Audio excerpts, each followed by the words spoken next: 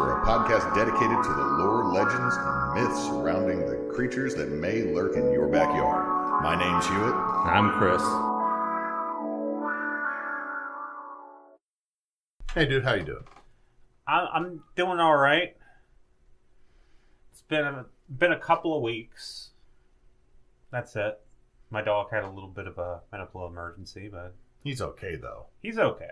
He like, it's one of those things with dogs, like, they have a medical emergency and then they act like nothing happened, and you're like, Damn it. I don't know if this is good or bad. So I took him to the vet.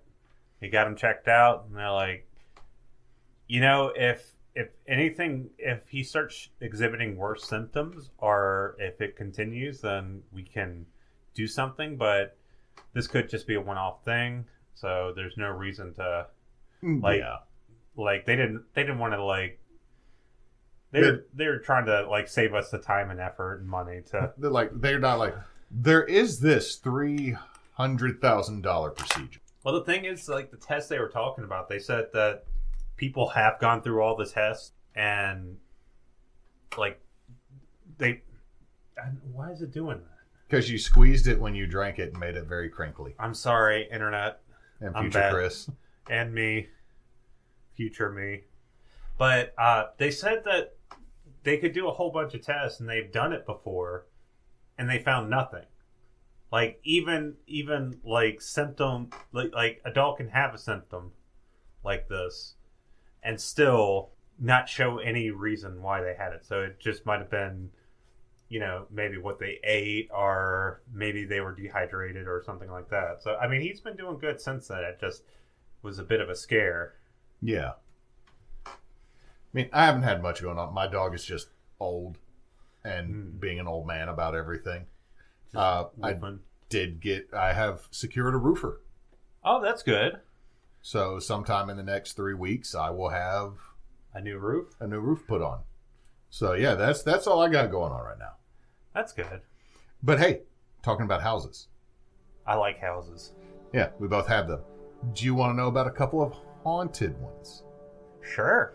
Well, okay, I shouldn't say haunted houses. One is a dormitory and one is an old school. I mean, you know, haunted places. You had to do the segue somehow. Yeah, I did. It was a reach, though. Yeah, it was a bit of a reach. But, you know, Okay. It is what it is. So let me tell you about the first one. Have you heard of Ellender Hall? I have not. Okay, have you heard of Nichols State University? Nope. Okay, so it was established in 1948 in Thibodaux, Louisiana, down south. In fact, that's where our good buddy Furion resides, who is going to start renovating a old 90s Winnebago. Oh, that's cool. That's going to be his new travel vehicle. That's awesome. It's so dope. But here you go. It is named after a former governor and former Supreme Court Justice of Louisiana and Confederate General, Francis T. Nichols. Whoops. Well, here's the deal. I need you to know a little bit about Francis T. Nichols because he is an interesting character. He lost his left arm in the Shenandoah Valley campaign. He then lost his left foot and lower leg at Chancellorsville. So after that, he is out of the war. Because Just done. He would have kept going, but there was less and less of him to be shot off. Hey, you know, you become a smaller target at that point. True. But he stated in later life that he regretted serving in the Confederacy. Oh, that's good. Mostly because he said it cost him an arm and a leg and they still lost. Oh, well, never mind. He did regret serving, but again, he would make jokes about it because apparently this is personality. He would make jokes about him losing An arm and a leg. leg. So So he's like Alphonse. he became Edward. Edward Elric. He became the governor in a disputed election due to the disputed presidential election of Hayes in 1877 that led to the Compromise of 1877. So do you know about that? Okay, 1877 is when Reconstruction ended in the South. Not because it was done, but because the election became so contested, and for Hayes to get the votes in Congress, he had to promise to remove Union troops from the South. Now, this made Hayes popular at first because this had been over 10 years since the end of the war that Union troops were still occupying parts of the Deep South. So he becomes president due to the compromise, and Nichols becomes governor, overthrowing the Republican that had been elected. Now, here's the deal. There was so much corruption in that election that neither one of these candidates is squeaky clean. So, I mean, we're talking about Louisiana here. Yeah. We're also talking about Reconstruction politics here. So, he ended up becoming governor. He failed in his attempt to end the prisoner lease program.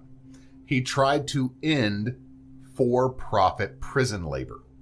Oh, dude. Okay, now he's becoming a little bit. And more he got outvoted by state Congress. He became the Chief Justice of the Louisiana Supreme Court because he said he was a little bit too far to the right to be governor again. He just leaned a little too far to the right, Chris. Wanting to end.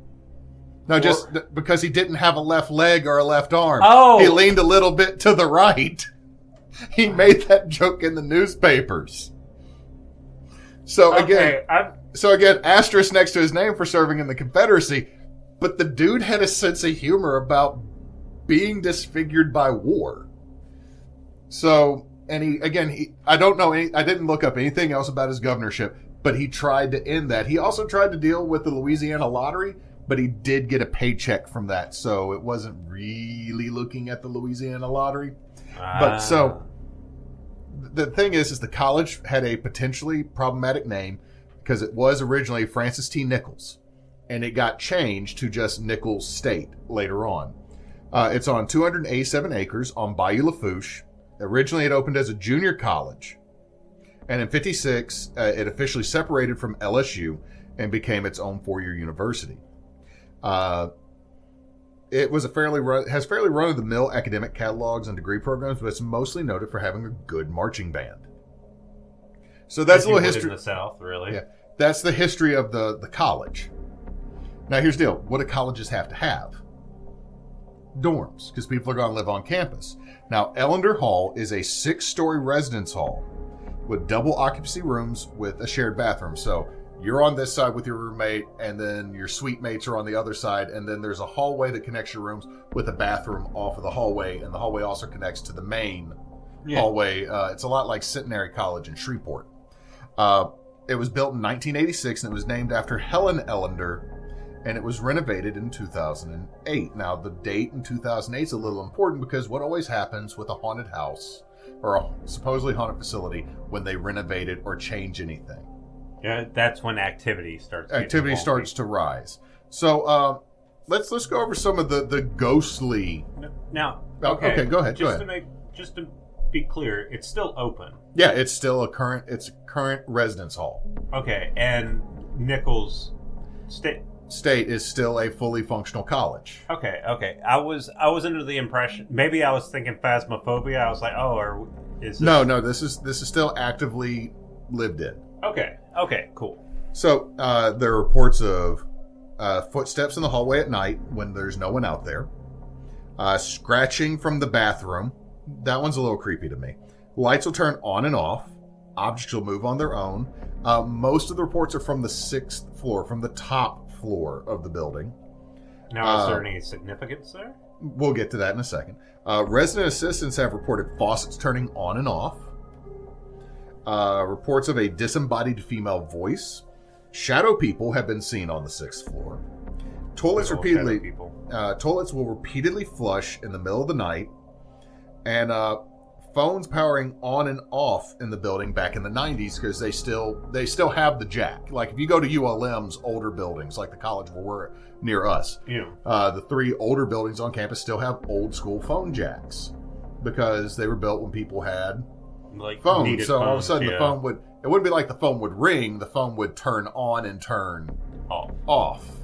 Not like your cell phone charges up or anything. Now, here is the ghost story. In the 1970s, a young woman, either named Spencer or Diana, or other random young white lady name, jumped to her death from the 6th floor due to stress from finals week and died upon impact on the sidewalks below. Tale as old as time.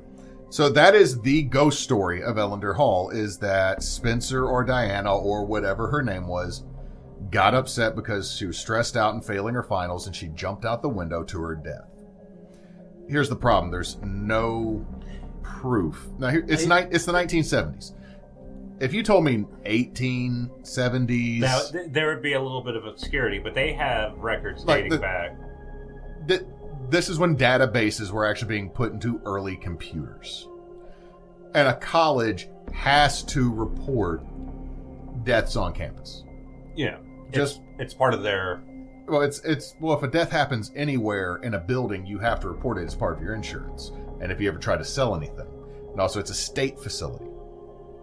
Now, here's the deal. They also say Helen Ellender haunts the building herself and will walk all the floors to make sure the students are in bed on time and sleeping and studying hard. There's a problem. She died 40 years before the building was built. Well, maybe she just, it's like, oh, this she never went here. The reason the building is named after her is the library is also named after her husband, who was a senator. Both opened in the same year. So when they built the library dedicated to him, they built the dorm. But hey, look, maybe in the afterlife, she was like, oh, this building is named after me. I better go there. Make sure these kids aren't up to hanky-panky, because it is a co-ed building divided by floors. It's like, you better not do that. You better not be doing that. Now, this is the only thing that lends anything to the Helen Ellender story. There's a very creepy portrait of her in the lobby. I'm assuming the ghost stories come from the fact that it's a creepy picture. It's a creepy picture, and it's an old painting. Like, it was an old painting when it got put in the building, because it's an old painting of her from the Ellender household. So it wasn't like someone painted a picture of her and then put it there. They found an old portrait and put it there, much like they put a portrait of the senator in the library. Now, where I got this information is from Nichols EDU, the actual education or website for the college, Grand Divorcee article, which is also connected to Nichols, and the nicholsworth.com, which is a newspaper or website blog run by the journalism department on the campus. Here's the deal. Every bit of research I could find out about Ellender Hall is your stereotypical ghost story that pops up, because if you ever see it, it's a big concrete block. All the rooms open to the interior hallway, so there's no balconies or anything outside, and it is very much like you've seen Washita Hall here at ULM. Yeah, it is just as flat, like mid-century kind of utilitarian built as you can. So it's a weird looking kind of creepy building, when everything else has kind of that old plantation build to it. It sticks out. And it's honestly it's an ugly building. Yeah. It's a dormitory. It doesn't have to be pretty. It does its job. It's utilitarian. Yeah. But like most of the stuff I've had is like, oh, I heard weird noises in the hallway. And like, here's my explanation. How are faucets coming on and off? Well, when you talked about scratching, I immediately went to rats. It could be rats. Or even snakes or anything like that. But I mean, like, why are faucets turning on and off? They're 40-year-old faucets before the building got updated in 2008. Water pressure changed. Water pressure can open a valve, a weak valve, like that coming from, like, why does your sink start leaking? The water pressure from your water line is able to push the valve that is the handle to where your faucet starts dripping. So it's not unusual, especially if there's a high change in water pressure, for a sink to come on, especially if you've shut the water off to a building. Lights flickering on and off, that's old wiring or a brownout. Yeah, so it's essentially old building doing old building things and people associating it. Okay, like a toilet flushing in the middle of the night. I've had that happen when the cities flush the lines. There's a little bit of a pressure thing. It sets off the sensor in the toilet and it flushes. Yeah. Like, it's just one of those things that can happen. The disembodied voices and all that. I mean, that can be acoustics. That could be. But at the same time, being creeped out in a hallway in a dorm building. Yes. I used to be an RA. It's like a liminal space sort of thing. You go down an empty hallway. And I the last 2 years I was an RA and a hall director in college, I was in two of the brand new buildings. And it was really easy to get creeped out then because you're looking down a 200-300 foot long hallway and everything's the same and it's just a straight, it's a very back rooms vibe. Yeah. So, well, that's what I meant by liminal space. So I mean that's Ellender Hall. Yeah. I'm going to say it's not haunted. It sounds just like an old building doing old building things and probably students trying to scare other students. Exactly. I mean, what do you do when you get bored? Yeah, you just tell ghost stories. Now, I got another one. This one might be a little more exciting because Old Ellerby Road School, also known as Satan School in Caddo Parish. Oh, Satan has his own school. Yeah, it is a Type 2 charter. That makes sense. It's a 100% secular curriculum. Doesn't allow science, though, for some reason. Wow. Oh. It's all business, no ethics. I can't tell if this is a joke or not, because this would be a school in Louisiana. Yeah, I know. But here we go. And the building known as Old Ellerby Road School, also known as Satan School, originated in 1957 and ran until 1973 as the George Washington Carver High. It was an all-black school in Caddo Parish. It closed due to low numbers and desegregation. So when they desegregated the parish, there was not enough students in the area around Ellerby School to continue having it open, so it closed. Okay, so this is opposed to the other one. Yeah, this is a closed, abandoned school. Now, from 1981 to 85, it was the Louisiana Baptist College, or Baptist Christian College. The Baptist Tabernacle leased it. Never attracted much attention in students, so it also never got accredited. So nobody went there. Like the numbers were low. So it's been abandoned since 1985. And there are rumors that there was a fire in the gym. Because if you go to the building today, it's 90% gutted. It's rotted. The brick walls are up, and some of the interior floors and stuff are still up, but there's a whole lot of rot and fallout. Just like completely collapse in certain areas of the interior floor structure and the roof. So there's rumors about this fire, and it led to a story about a janitor by the name of Quentin Gimble. Supposedly he kidnapped kids. Students were pulled out of the school in droves.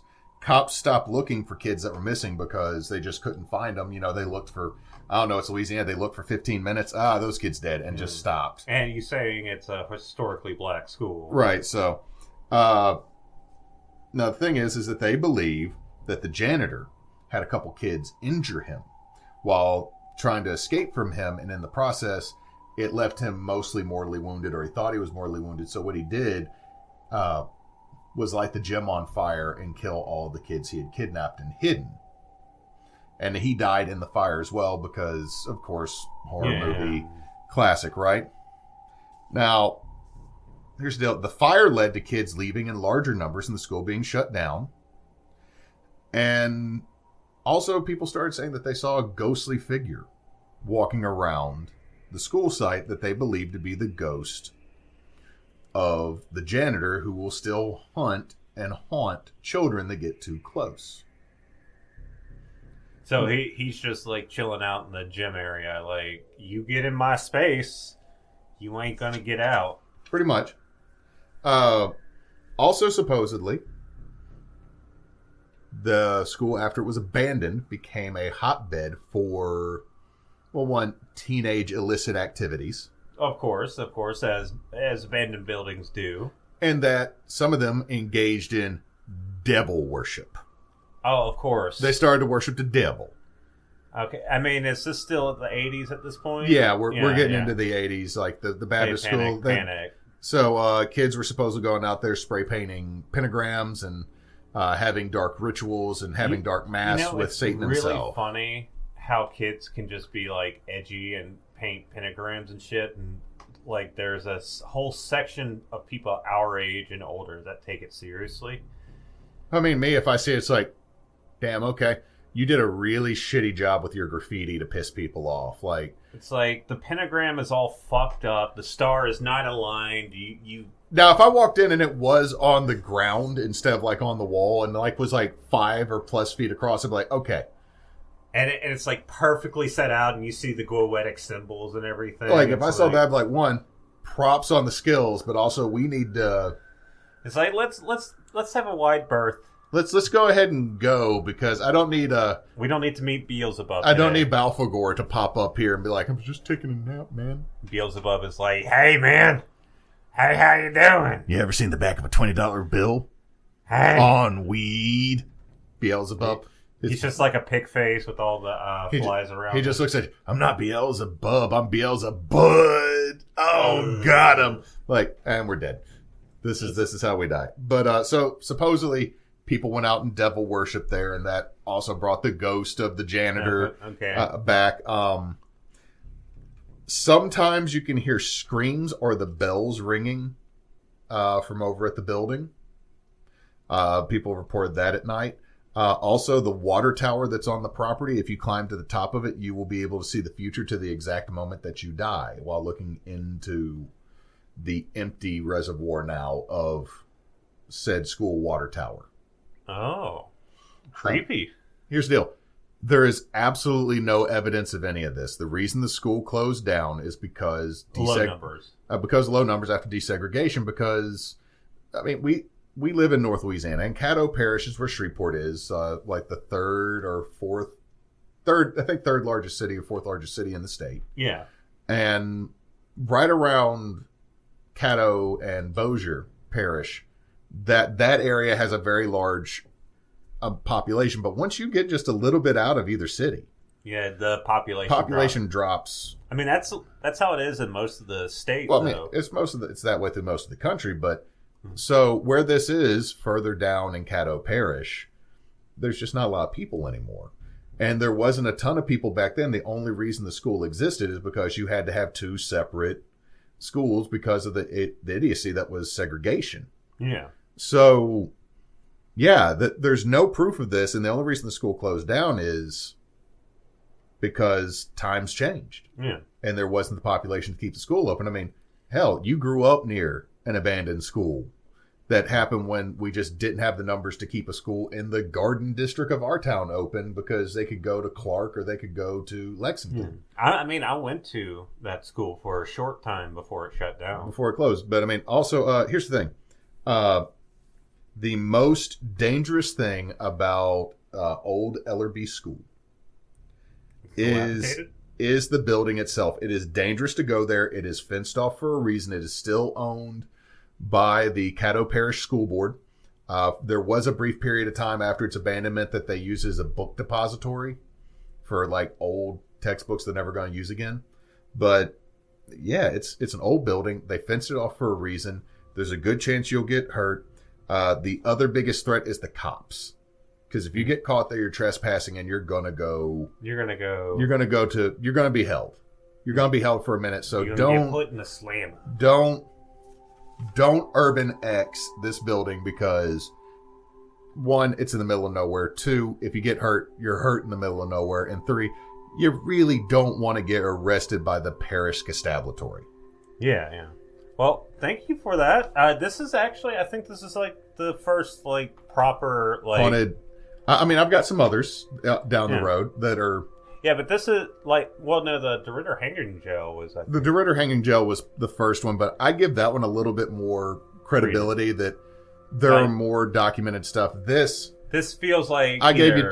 This is like some of the other ones I've done, man. I've given you 2 good urban legends. Yeah, and it feels like with these, it's like a lot more based around, kids or adults like fucking with other people or people, their mind wandering into like different directions as right. And it's the thing is that there is no proof, but the thing with a lot of these type stories and urban legends is you don't need to actually have proof. It becomes part of the belief. Like something I'll investigate later, or you might, is that supposedly Leighton Castle here in yeah. town is supposed to be haunted, and I've been in that building a ton. I almost got hired as a tour guide there before the Lay stopped doing tours. But I mean, or the Fee Hole House is supposed to be haunted, and I mean, you can throw a stone in any town and you'll find like the haunted house, quote unquote. I remember growing up, there was an abandoned house in our neighborhood that everyone was like, "Oh, it's haunted." It's like it's probably just an old house. Houses that are left empty for too long do become. Yeah, I mean, we go back to the liminal space of the back room sort of feel, where it's like this empty place that's supposed to have people. Yeah, in it. and it gets weird because the house is supposed to be lived in. Yeah, and then when there's nothing there, or when there's only remnants of life there, it gets kind of spooky. Yeah, I mean, it's like school's about to be out for me. Especially next Thursday, Friday, when the kids are not supposed to be there at all, and it's like teachers just closing out. My building, which is not a big building at all, you've seen the building I teach in. Yeah. Becomes incredibly spooky because the janitors will not turn on the hallway lights, and I'm like there 20 minutes, 30 minutes before anybody else. And if you just walk through the front door of my building and you see the attachment that they put on for all the nursing students, and that building is pitch black, and the doors just two open fire doors, pitch black beyond, and you're like, "Yep, I'm going to go up this staircase. It's closer to me, not the one closer to you. I know there's nothing there." But it drives the anxiety a bit. Now, it was creepy one time the nursing students left their CPR dummies in the hallway. I can imagine. So, like just walking up, shit. Oh, hold on. Oh, that's just... I'm a jumpy punk. Okay, that's what that is. But yeah, we are Backwoods Obscura. We release episodes every Tuesday. Hopefully we'll be on social media soon as I figure out how exactly to do that.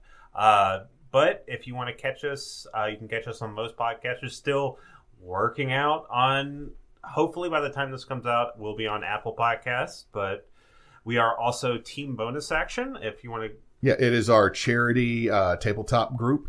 At the time of this recording, we are partnered with St. Jude's.